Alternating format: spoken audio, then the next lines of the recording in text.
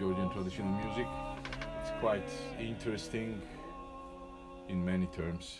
We just don't have time to talk about it longer. So I was walking around with my friends with this Anchishati choir and recording some still living singers. They were very old and most of them could not even sing properly, but we learned a lot. And as said, we brought the Georgian church singing back into church. It was 1988 when we started it. And now this Anchishati choir is very famous. They had already many quarrels among each other, and now this chorus split of Anchishati choir that stayed in the church and Anchishati ensemble that travels around and does many research, etc. And these are both my friends, both ensembles. So another thing I love doing is playing jazz with my students together. There was a very nice place, there still is a very nice place called Movement Theatre, and we used to play pretty often there. Now we play almost every day, but mostly in other places. If you happen to be in Tbilisi, just go to Zinger. You know the sewing machine, Zinger? Yes. German sewing machine. Yes. This cafe is called after it, Zinger Jazz Cafe. This is the main place for jazz in Tbilisi now, actually. Yeah, what I'm very proud of, this is my ensemble. I found it from students of two categories. One of them were in the Ilia State University, where I started to teach introductory course of electroacoustic music. And mostly non-musicians came and attended this course. And half of this band is non-musicians actually. They could not even play instruments. But they got so good in improvisation that once a Swiss accordion player and composer Jonas Kocher was in Tbilisi, and I asked him to make a masterclass for students in improvisation. And both students came from Ilia State University and from Conservatoire, professionally educated musicians and masters of the instruments. And the first day, the Conservatoire students were like lost, you know. And the Ilia students were like home, you know. But after 2 days, when the Conservatoire students checked what's going on here and what is about, what does it mean to improvise, they were also very interesting. And after that we made an ensemble which I'm really very proud of and happy of, because this is a bunch of really crazy guys. We're maybe 10 now, we were 12. Sometimes we play in smaller formations like 3 or 4 people. And these guys are really crazy, and we don't rehearse, of course, and we don't even know who brings what.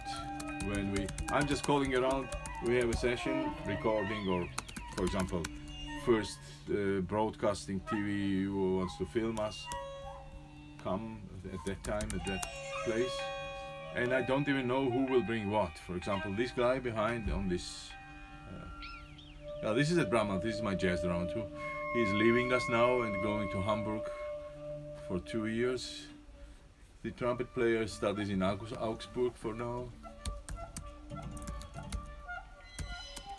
So this is the actually music making which makes me the most excited and most happy of all.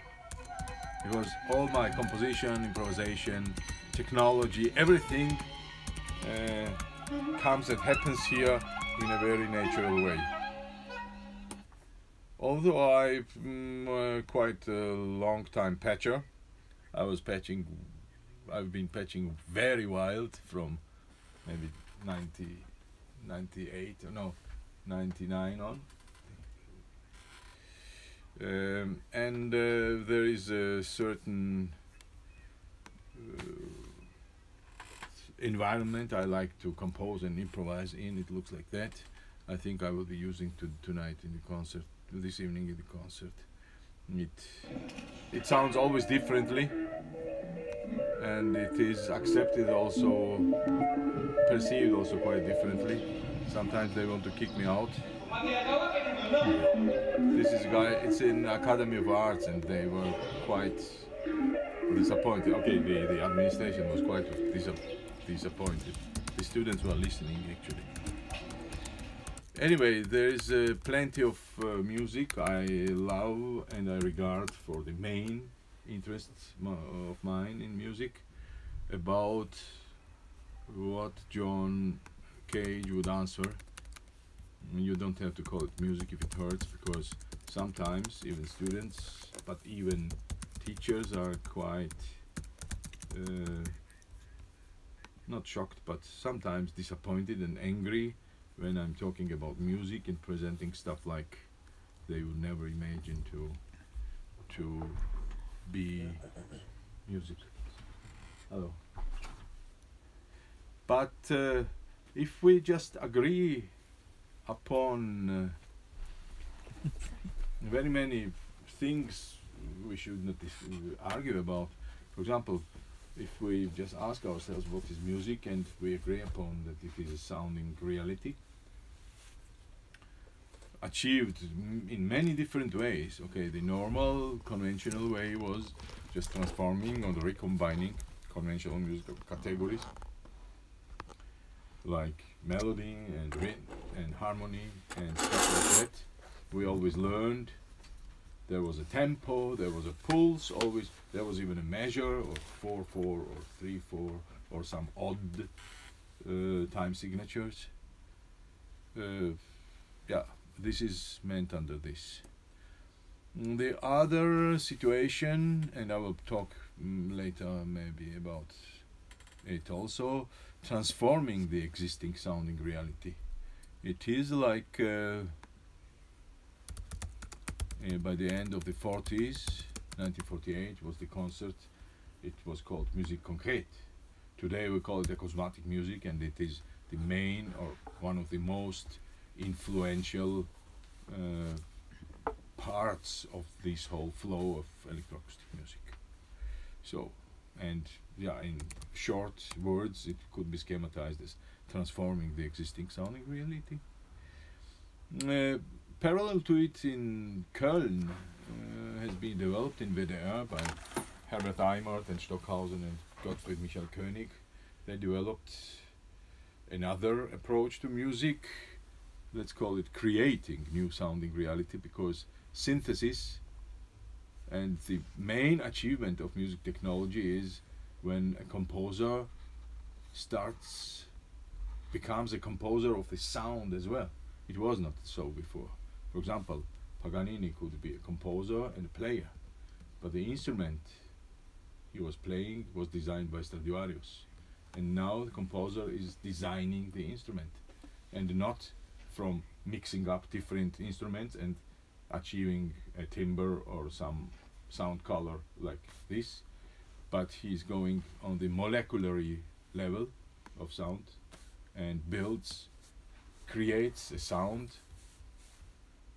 which even does not obey and does not follow the physical reality of having the partial frequencies of multiples of the ground frequency. So not the overtone row, but the mixtures, for example, Stockhausen creates, or other composers, and we create now, are not necessarily following the overtone structure. And our sounds might not be this normal harmonical fluctuation of air. It can have many simultaneously sounding resonant frequencies where you could not say that this is a harmonic, because you don't hear one note, you hear all these frequencies together. And this mixture is maybe our main vocabulary for now. One very interesting thing, I was very impressed as a teenager. Oh yeah, my composition things are quite late. I was maybe 21 or 22 when I started to move to music. Before, Okay, I was playing jazz, but I was a philologist. I studied classical philology and made a diploma even. And actually, I had quite nice future, nice career as a philologist because I was grown up in a philologist family. I made a very good diploma, and so. But somehow music took the overhand, and for several years, my parents, they were supporting me all the time, but thought that I came away from the right way, and I was lost. Anyway, maybe I'm still lost, but it's a very good field I'm lost in. And one of my main impulses from that time on became something like imitating or modeling some reality which you cannot focus on music or cannot map on music. That time I was thinking so. And today is just the opposite. I'm thinking that the extra musical reality, what I call now, doesn't exist. Everything is, if you want, everything is a matter of music. They say pantheismus, you know, and if there would be some pan-musicalismus, then I would be member of this movement, of this religion or something, of this sect. Anyway, what fascinated me all the time, and what is very, very good mean or good interface for music to get into itself everything, is maybe numbers.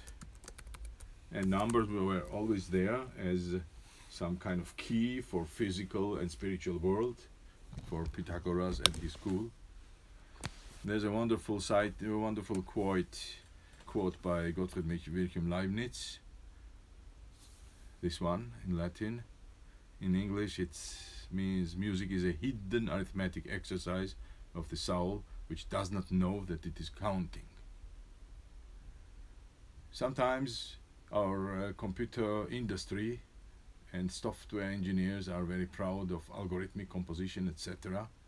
And they don't even realize that in the 17th century some really open-minded, I don't know, not musicians but everything, in that time everybody could be everything.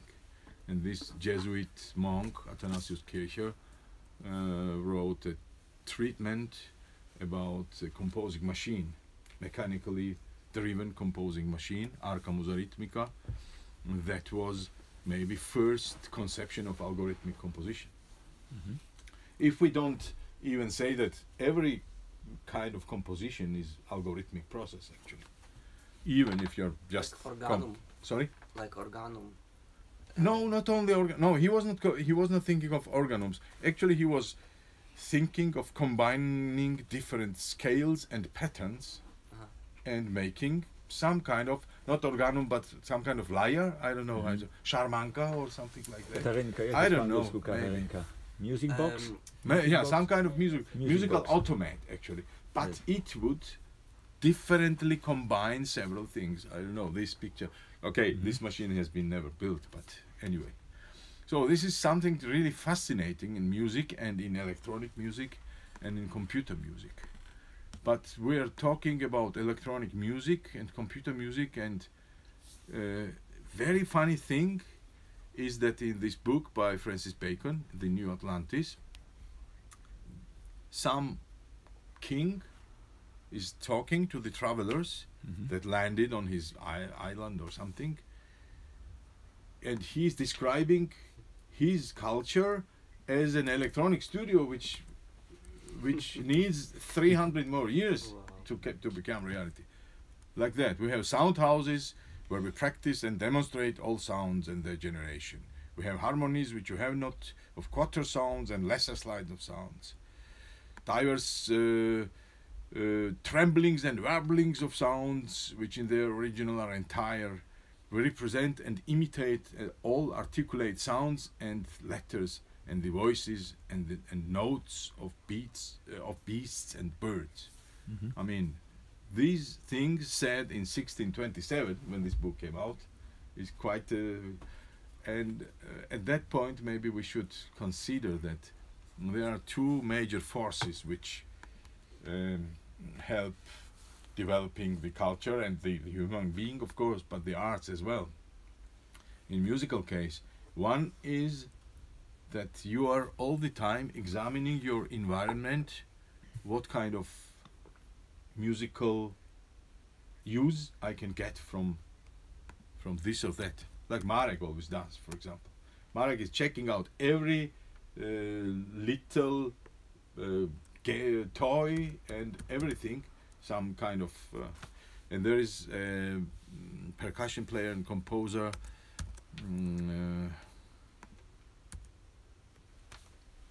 damn, I forgot his name. He's a good friend of mine. Just Matthias Kaul from near Bremen. There's a Winsen, a little place where he has his whole concerts and festivals, and he uses bicycle and motorized tooth brush and such things to make wonderfully sounding music with his percussion instruments. This is the one thing that we are using or trying to use everything and examine everything, whether it will help me in expressing my musical nature or not. The other force, though, is something which is not depending from technology and from actual level of on which the technology stays. This we call a vision, maybe. There is certain moment then you see something happen and it is not possible for now, but you are thinking of it, and this imagination actually somehow makes you to try out different possibilities to achieve this. And this was how Trevor Wishart once was. He was invited in IRCAM. Trevor Wishart, wonderful, one of my heroes actually, great British composer. And he was invited in IRCAM and he had already completely conceived composition. It was called Vox 5 later. And he came to IRCAM to start realization of it, because IRCAM was that time the leading technology and experimental music center. And suddenly they all realized that it was the computers were not powerful enough to realize his main purpose in this composition. It was, if we call it, spectral timbral glissando. One timbre goes into the other. Maybe you know this Vox 5. This is a wonderful composition in the last six minutes, but maybe later I can send you a couple of links. This is marvelous.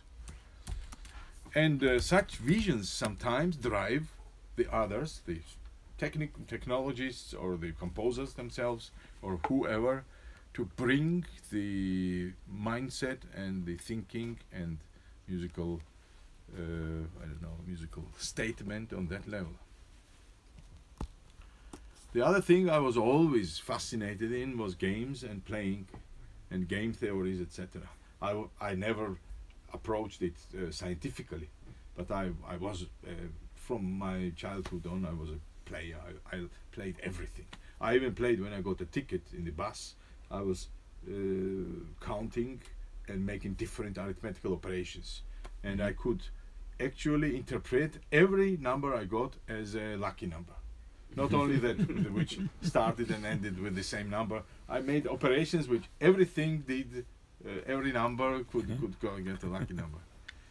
So this was many other things. I was never thinking that I could, it would excite me to connect it with music, of course, but these are all my childhood's impressions. That's why I'm reflecting my today's musical being always on such things. And today's lecture will be kind of a self-reflection of what and how I'm composing. Okay, it's always said to Mozart, this Musicales Würfelspiel, where you are dicing and you can compose infinite number of minuets and polonaises. And Philipp Emanuel Bach did it, and there was Johann Sternberger and others. So main thing, I will come to it later, that were fascinating me was that music can be so successfully divided into parameters, and suddenly I can regard pitch and duration and dynamics, intensity and tone color and everything separately from each other. That time I didn't know that Olivier Messiaen composed the work. This is Mode de valeur et d'intensité, second of the Quadrature de Rhythm. And everything here is a matter of a series, not only pitches like in dodecaphony, but every other parameter, duration, articulation, dynamics, and this is the music like it sounds.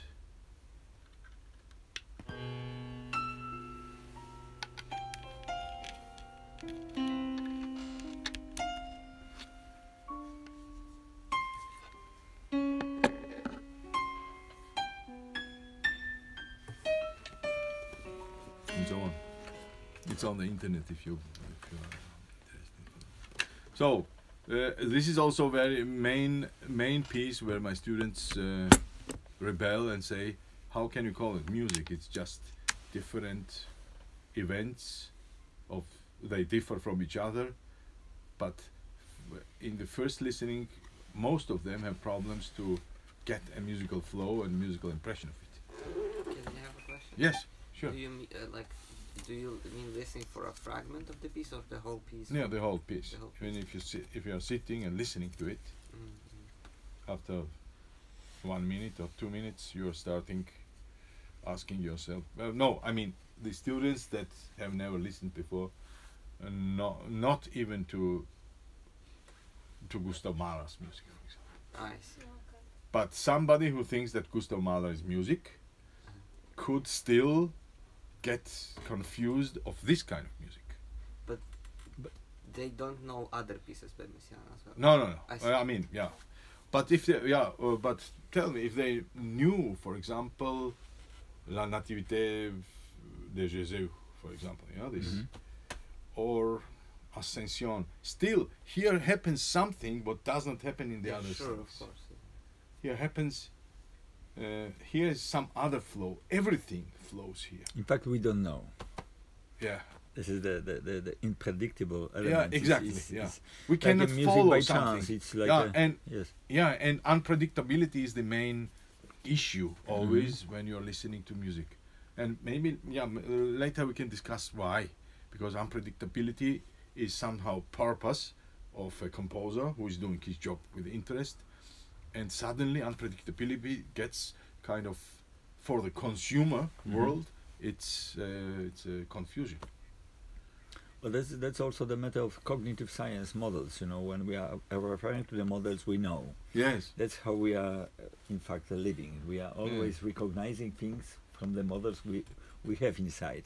So that's the problem. We are in trouble to get rid of them.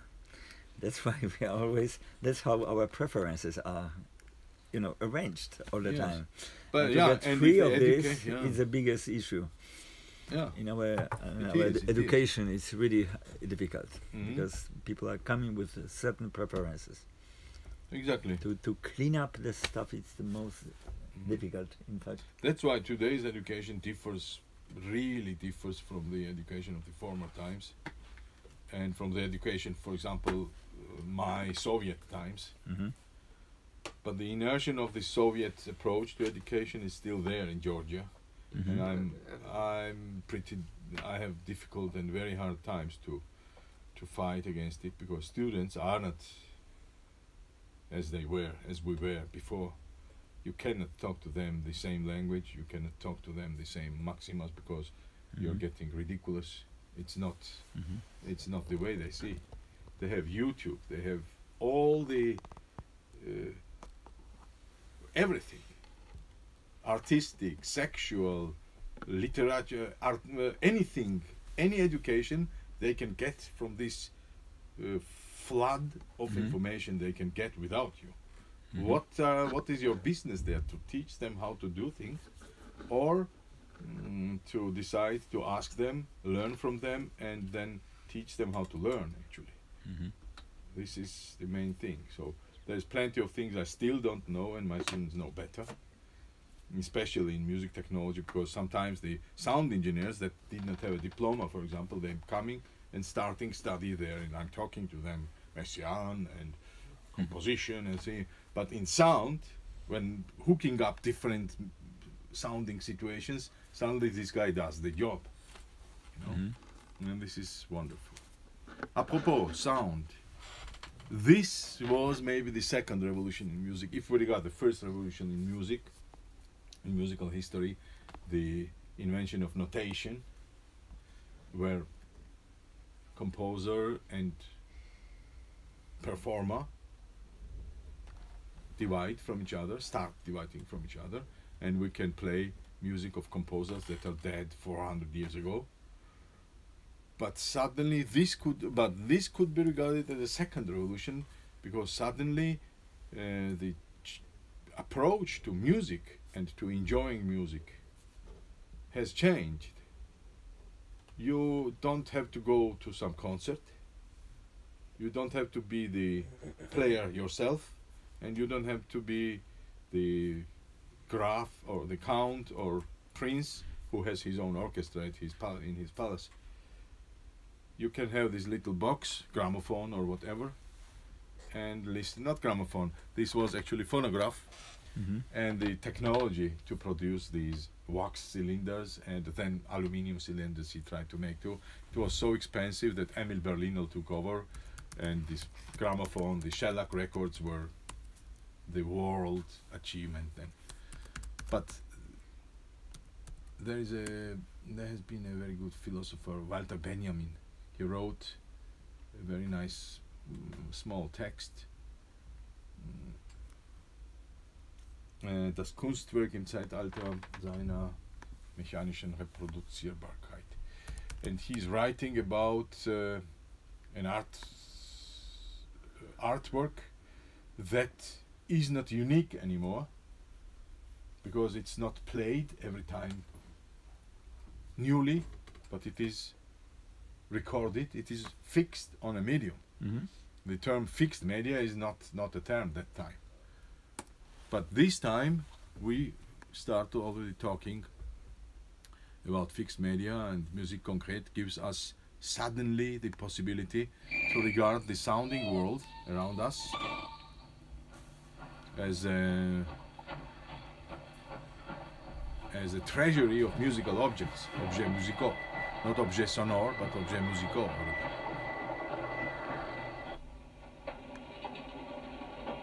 And this could be one thing where I was really open and confident that I wanted to make music. The other thing which helped me in getting through my musical problems was Cage and his indeterminism,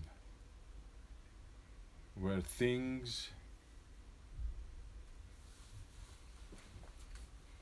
are not determined, not even what things they are, and not even when they have to happen.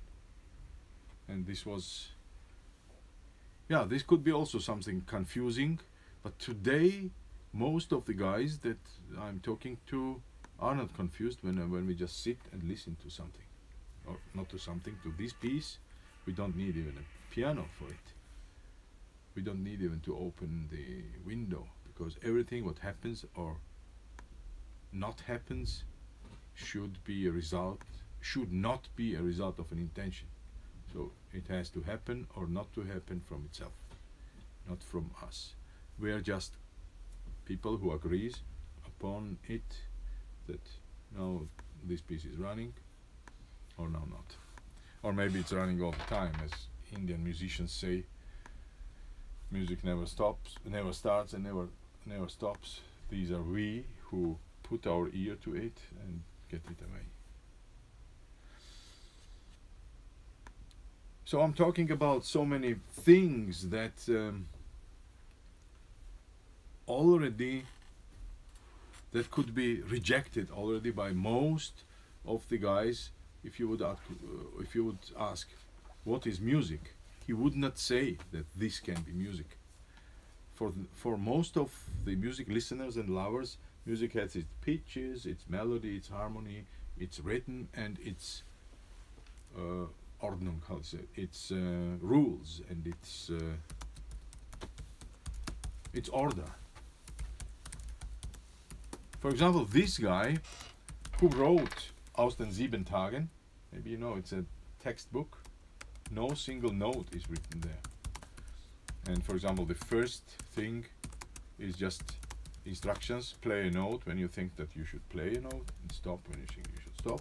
Whether you play or stop, listen to the others. Play when people are listening. And the last thing, do not rehearse. Probe nicht. This guy was very strict sometimes in defining timings, dynamics, pitches, and durations. But imagine where he got this row from.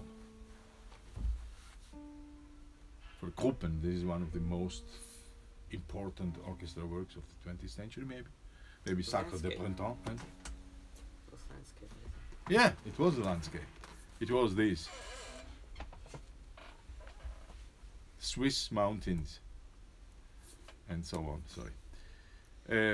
Suddenly the relief is the main thing to get something, and you are still interpreting this relief from your inner hearing, maybe. Anyway, this was a time when he was 28 years old, and he was writing such marvelous texts like "How Time Passes," "Wie die Zeit vergeht." He was complaining, as a musician, he is complaining that we have pitches ordered logarithmically in scale, and we have durations ordered linearly, and it's not coherent with each other. And he is developing different notions and theories and terms, which has been very much attacked by Dutch physician, Adrian Fokker was his name, I think. But then Gottfried Michael Koenig wrote marvelous text as well. These 3 texts actually should be edited together and translated in many languages. It's a marvelous fight of points of view, but also very good approach to music and to non-musical reality as well. Anyway, suddenly the natural physical processes become the main topic for the musical statement. Like this guy. You know him for sure. Yeah. Let's listen to this first. This is the live version of it. That's why he says, I am recording the sound of my speaking voice. And suddenly the dimensions and acoustics of the room become the main instrument to be articulated, and the main score and main other part of the sound is this text, but it's also a aesthetical statement, and it's also some kind of self-ironic, self-ironizing of oneself's own speech irregularities, as he calls it. Yeah, it's one of the marvelous pieces. Yeah, and this guy, being an architect, he's trying to port his architectural and mathematical excitement with different scales and raw theories and probability sets into music, and builds this thing in.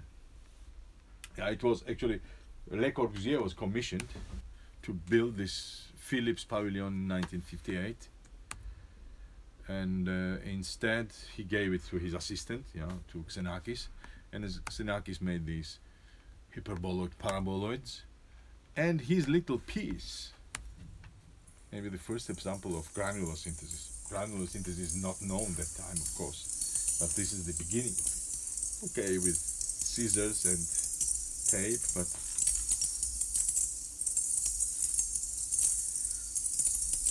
anyway, so mainly this is the music which I'm very much interested in, and myself, I will go with my stuff now. Do we have time? Yes. I will try to be as short as possible, but I want to present you as much as possible. So I don't know what to regard as my main musical activity, and let's call music making, because it has been always. Music making was always there, independent of notation, independent of interpretation, of recording. And if we agree upon that composition cannot be alone and strictly differed from improvisation, then my music would be a composition in improvisation in composition, and vice versa. There is another lecture I love to make it, where I try to reject the difference between improvisation and composition. So that means the strict border between them, and actually my music could be like that all the time. And it's really, as any creative activity, it's on one side your intuition, which could matter with your wish and emotion and intention, and the other is ability, what you know and how can you make an algorithm of achieving something, and what technique would you use. And this guy was still main reason I became a musician. This is a Georgian composer, Mikhail Shugliashvili. He died in 1998 on the top of his happiness, because some foundation financed him a little computer music studio. And he was a computer musician long before the computers were there, actually. Amazing person with his whole charisma and with his whole professionality in music. When his first wife died, he stopped music making, composing, but was all the time studying and getting so deep into music that developed very interesting pedagogical approach and method based on practicability of any theory, so that he had many very successful students. And I was his student, I was his pupil too. He never taught at the university or so. He was just at home with his pantoffel and was talking unbelievable stuff that time for me. Okay, his main thing was structure and time. I have always problem with structure and time until today. Proportion and number, of course, and distribution and density. All these terms came together in lessons with him. But also progression. This is dealing with events in time. Polychrony, when several things happen. And texture, like result of it. And time, of course, associated with rhythm and structure, and space associated with pitch. And many years not many, but maybe 10 years later, I got to this text, Wie die Zeit vergeht, I mentioned it today. And then it made a lot of connections in between these two terms, time and space, and structured space, time and pitch, because actually this text, Wie die Zeit vergeht by Stockhausen, is all the time talking about every musical category as a matter, as a time category. Even pitch is time for him, not only space. So this is the kind of salad you can make of all these terms. And of course parameters. Okay, that time my musical possibilities were not really far, and my first orchestra piece, for example, is melismation of a basso continuo taken from Bach's Saraband, from the D minor English suite, 6th English suite, Saraband with its double. It's the only tonal piece of mine. I was always trying to. I have never. Okay, I have. When I was a student, I wrote a couple of jazz tunes, 2 or 3 ones, and then completely other stuff. And this is maybe one only tonal piece of my music. If I'm doing something for film, maybe I'm doing still tonal music. But the main issue here is the so-called liner polyphony, where every instrument plays his own melody. I wrote it out, but I was never checking the counterpoint between them. So I was just following the horizontality of a melody on a harmony, and then together it sounds like this. It's still okay, but later on it gets like very peculiar sensation of tonality, actually, because it's always quite dirty and quite messy, but it's still tonal, listening to all these centers and so on. Okay, it ends with a pretty great disaster, where the brass is citing the sarabanda and double simultaneously. Double, sarabanda and double. Double is the double time of the sarabanda in this sixth etude. And the others play just mechanical exercises over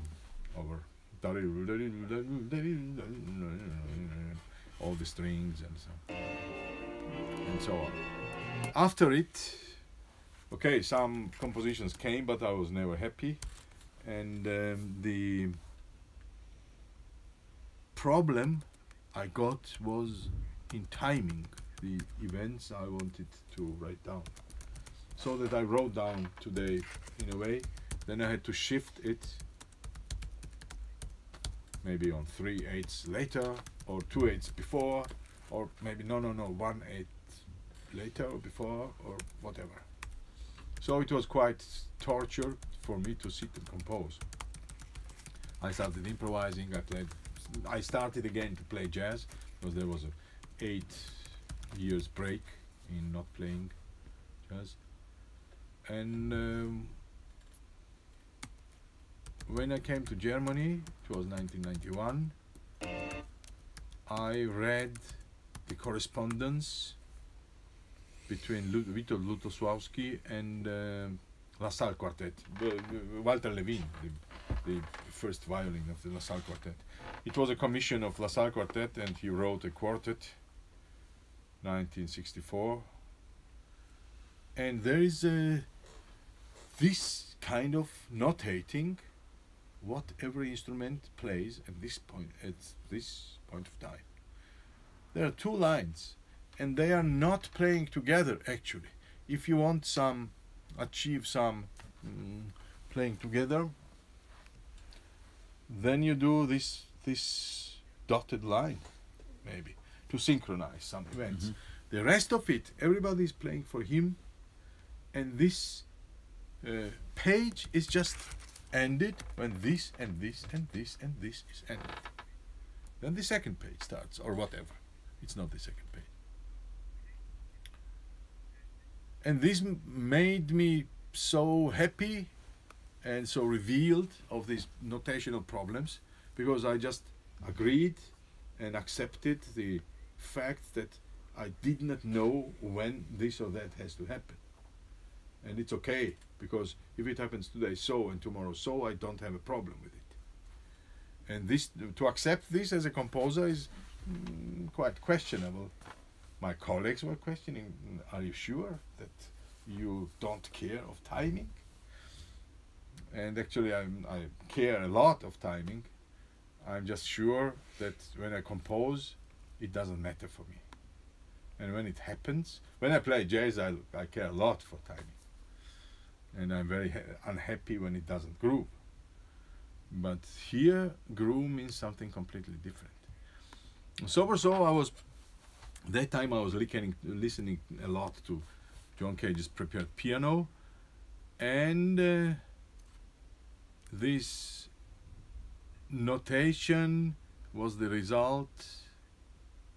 reason, and resulted, this Lutosławski experience resulted into this kind of notation of mine. This is the first piece of the 6 songs I wrote on text of Michael Morgenstern. of Christian Morgenstern. Michael Shurliashvili and Christian Morgenstern. I was thinking about both of them.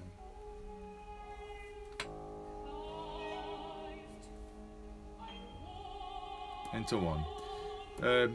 There's plenty of instrumental music I write, so I'm not always agree to be regarded as an instrumental, as an electronic composer. And so on. Yeah, in this piece, the same thing is happening, but not with my musical material, but the motifs and some kind of floskels from Johannes Brahms' Vier Ernste Gesänge. And this kind of decollage or recollage or whatever can be the main sound of mine, which I loved very much. It is 1993, my most productive year in composition, I think, because I wrote electronic pieces. I played a lot already again, and I wrote this piece. And oh, we're running out of time. And parameters. One more technique I'm still very much fond of, is the soggetto cavato. It was in the medieval ages when you are taking different reality, not musical, for example, incidental letters in some name, and interpreting them as pitches, for example, A for Fa or La, on Re, Mi, Sol, etc. And yeah, you know what it is. This is the these are the last written bars of Art of the Fugue, and his son wrote that at this place the composer died. Let's listen to it. And the BACH, Bach, is passing in this contrasubject.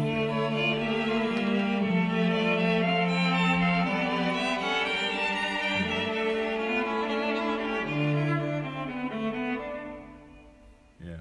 And this soggetto cavato is later also used for fun by some romantic composers, like in this Carnival. Robert Schumann, sorry, it's Georgian font there. It's from my lecture. So, Lettres dansantes is in Carnival. There's A flat and C and B as Ha, and so on, and so on. And my very, very consequent work for the first half, this is the only work I would like to play it as a whole, because otherwise it's only... yeah, I think we will manage it in time. This thing is based on the so-called musical and so-called non-musical letters of Michael Shurliashvili and Friedhelm Döhl, my two teachers. And it's just it was a very emotional joke to both of them. Not only the pitches and rhythms, but also the whole structure is derived from these names and from the changing of musical, like A, B, C, D, E, F, G, H, and non-musical, like for example M and L, etc. S is being regarded as E flat, for example. So it's quite consequent, the first half. Then I had no time, because at 10 o'clock in the morning was the rehearsal, and at 2 o'clock in the morning I was just in the middle of the piece. I can show you what happened then. So this is how the violins sit. It's 20 strings. It's premiered in Berlin, in Kreuzberger Kirche. The violins, 12 violins, are sitting in a half circle in front, and behind them viola, cello, viola, cello, viola, cello, viola, contrabass. And the conductor is there. And let's run through the... I'm writing so that all the groups, it's called antiphonie, and it's actually groups. Every new group interrupts the first one. So the solos even, and then two, and it goes in different constellations of these groups. And there is a climax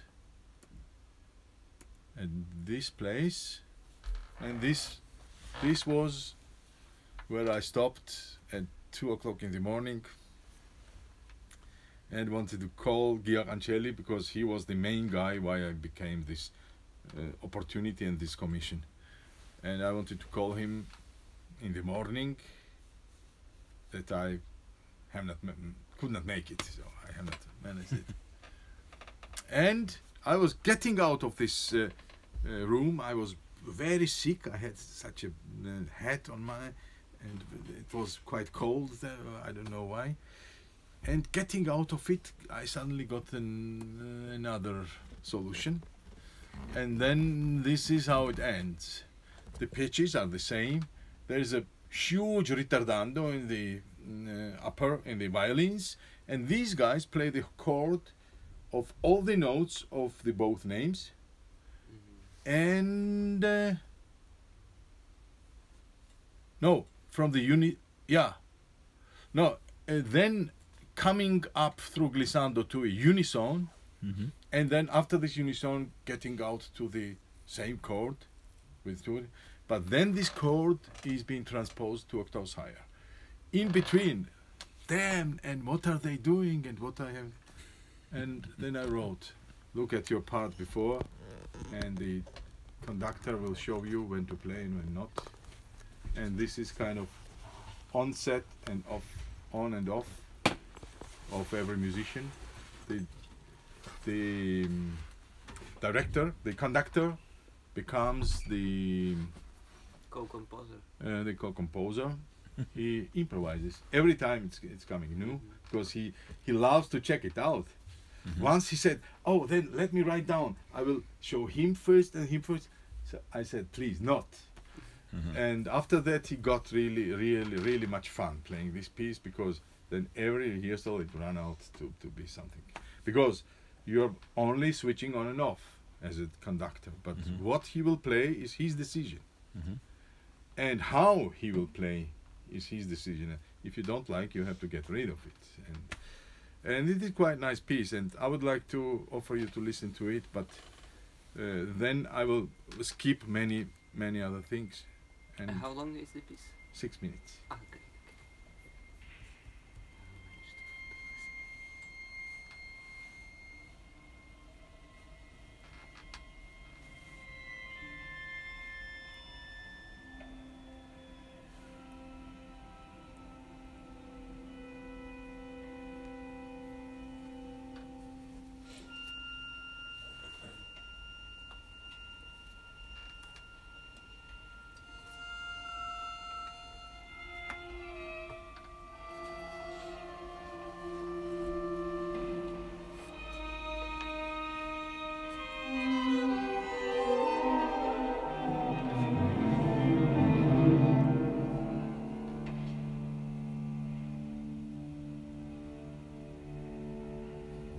Sorry. I closed everything and started listening.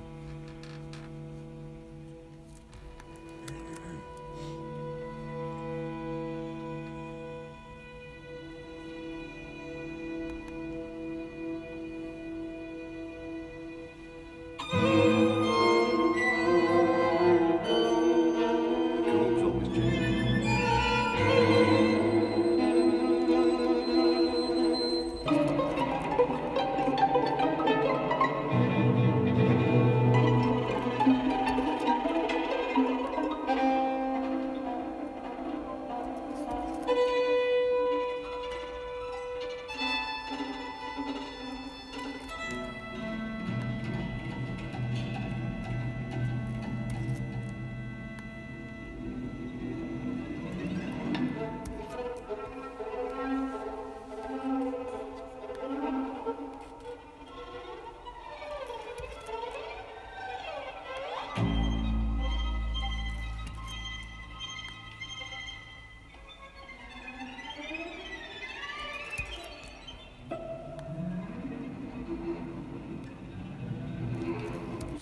Oh, damn. So, wait a second.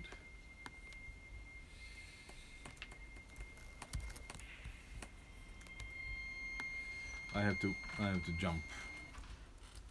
I'm running out of the time. but I really wanted to. I think I can do it. I can skip here.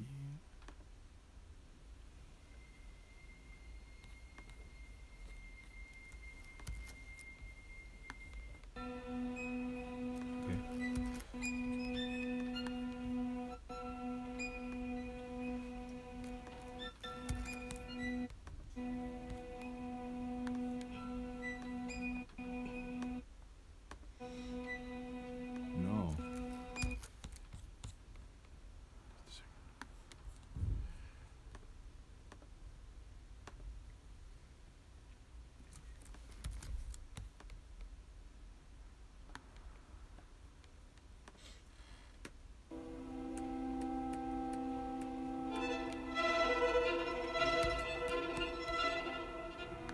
So I skipped a little. Now the climax will be there. This one. At this point in 2 times it will be like. And now this one.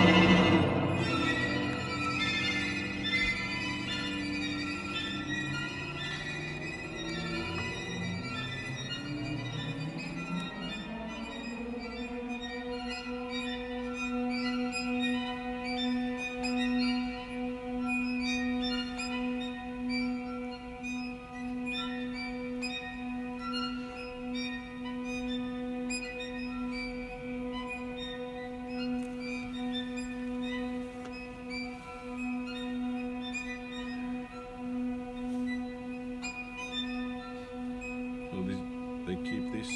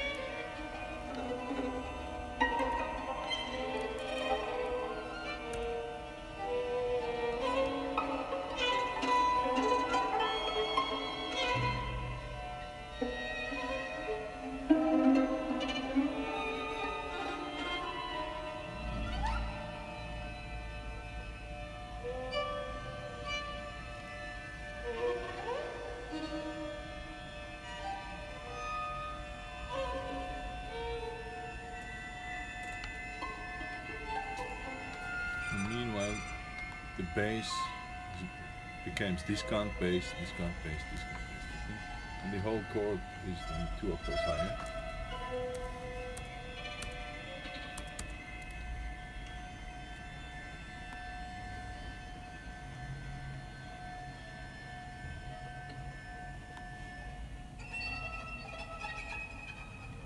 And these are rhythms of the both names, but only with 2 notes which are derived from minor, major, E and E flat, and S. Just a short look of my in electronic tape pieces like this. I follow mostly also timings associated with something. Maybe in this thing I was recording the samples when this building, it's the Musik- und Kongresshalle Lübeck, it was in building, they build it up. So I was in the construction works there and sampled it, and the pictures are from much later, but the sketches like these. Second, we don't have time to listen to it. Like these were there, and this is I tried to follow doing on an analog 8-track tape recorder. Otari was there, and there was digital thing already, Akai sampler, Akai 2000, and this had a memory of 2 megabytes, and I could 4 megabytes, and I could fill these 4 megabytes with 200 samples. This was the maximum, and I made this and I recorded per hand every 8 tracks, following one or another line in, for example, these drawings. And this is how it came. I just wanted to say there is some free stuff I composed. Even here I could not decide how to rhythmicize this half sleeping piece, so I just let them play, and from the first time on they played it marvelous. Actually, it sounds like I wanted, like I did not even expect. There's some more exact written stuff like this, and some more free stuff. I'll just skip them off. Some other associations, sorry, I'll make a big skip now. Oh yeah, parameters in electronics. When I was composing with C sound, I was just fond of this object, for example, FOF, Fonction des ondes formatiques, because I could build wonderful let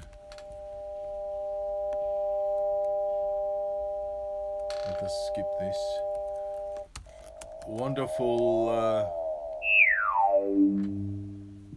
Wonderful game between possible and impossible to simulate a human voice.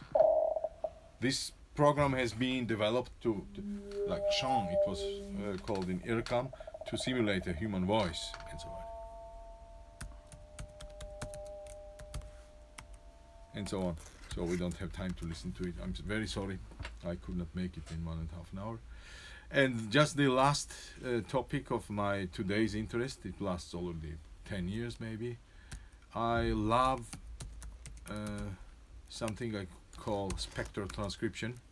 It's a spectral analysis of a file, but this file read by any audio editor and fed in audio in the spectral analyzer, and recorded as a MIDI file after during this play. I can demonstrate if you give me 5 more minutes. I can demonstrate it. And the pitches I get I can interpret then, and if I get 3 sound files, I can interpret even these 3 pitches. This is a piece of mine I really love. It's called Laudamus, and it's for saxophone, cello, and piano, dedicated to